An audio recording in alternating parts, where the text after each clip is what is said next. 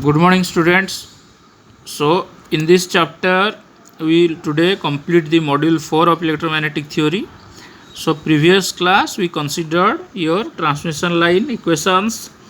We derived the reflection of a transmission line at a discontinuity. That means we connect a load or a short-circuited line and we consider the discontinuity. Okay.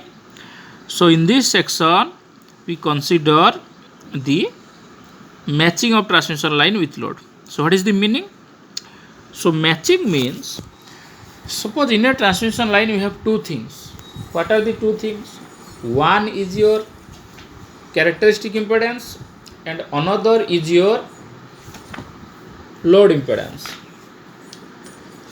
So in previous class what we studied about the reflection of a transmission line at a discontinuity. That means if a load is connected, then what happens to the transmission line equations.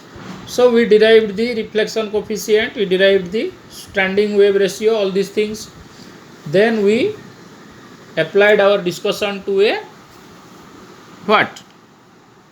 First a load line, then we will go for the short circuited line. So for short circuited line, you give let me give you the hints.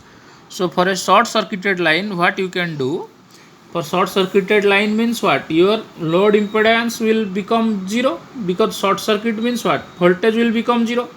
So voltage will become 0 means what? Resistance of the load is also 0. So for the short circuited line, ZL becomes equal to 0. So that is the condition you have to remember, that for a short circuited line, ZL equal to 0. So in the previous class we considered what? The transmission line is discontinued with a load. So load is connected. So I told you two type of discontinuity is possible. One is discontinuity with load, one is discontinuity with a short circuit. So when there is discontinuity with a load, so what will happen? The reflection coefficient and the standing wave ratio, all this we define. Then we consider the special case of lossless line. So if the line is short circuited, then simply you put the condition ZL equal to 0. So if you put ZL equal to 0, then you will get that for the short circuited line, the transmission line, the reflection coefficient will become -1. The standing wave ratio will become infinite. So this you do yourself. Just put ZL equal to 0 in the equation of transmission line reflection coefficient and your standing wave ratio. Now let us move on to today's topic. So today is the last part of fourth module, matching of transmission with load. So matching means it is a special case of the modeling of the line. So we are studying the modeling of transmission line.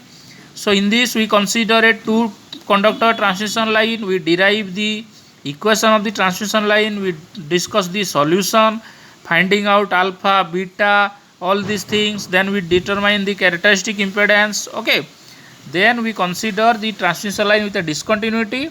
So matching is similar type of another special case. So what is matching? So remember that matching matching will come with load. Without load there is no matching. Okay, so this you remember, that matching comes with load. So what is the matching means?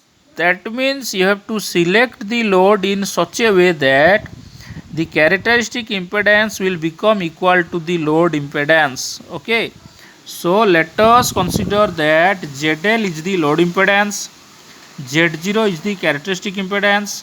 So the condition ZL equal to Z0 is called matching. Okay, so this is called matching of transmission line with load, and this is particularly impedance matching you can say. So now you know that reflection coefficient equal to ZL minus 0 by ZL plus 0. Now for matching condition, ZL equal to Z0. So if I put ZL equal to Z0, then ZL minus ZL or Z0 minus Z0 becomes 0. So reflection coefficient becomes 0. Okay, again standing wave ratio, what is the formula? 1 plus reflection bar coefficient modulus, 1 minus reflection bar coefficient modulus. So S equal to, we know that reflection coefficient is 0. So putting towel equal to 0, 1 plus 0 by 1 minus 0, so this equal to 1. So here we see that for matching condition of a transmission line, okay, the reflection coefficient is 0, the standing wave ratio is 1. So this completes your, okay,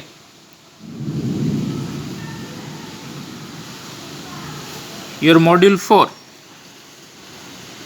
Clear? So let me revise this again. So what we discussed in module 4.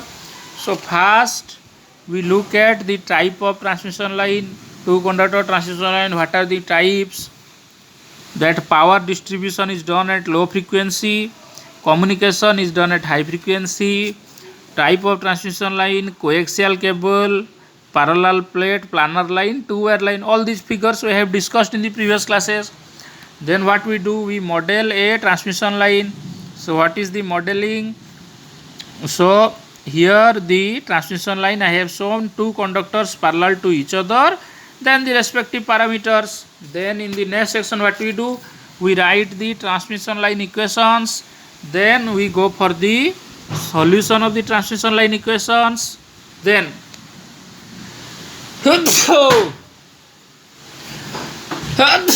sorry, then we define the characteristic impedance, then the value of characteristic impedance, already these derivations we have done, the value of propagation constant.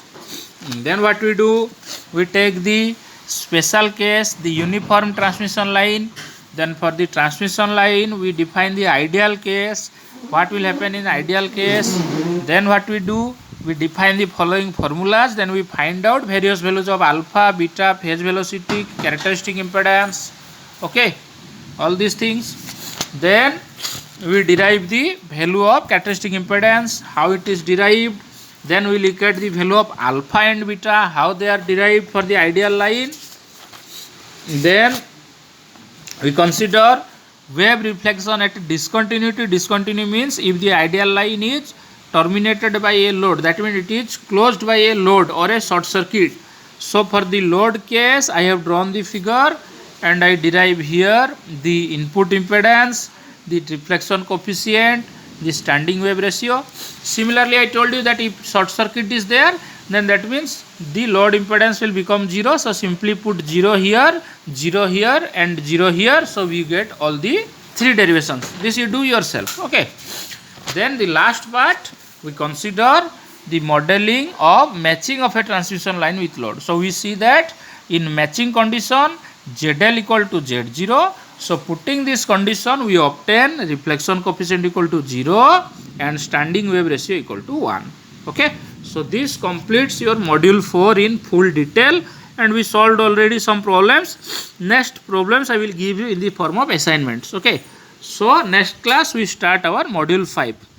So today itself I will give you module 5. So today you complete this lecture of module 4 and tomorrow you take module 5. Okay. Tomorrow we have class. So in the class time you take module 5. Okay.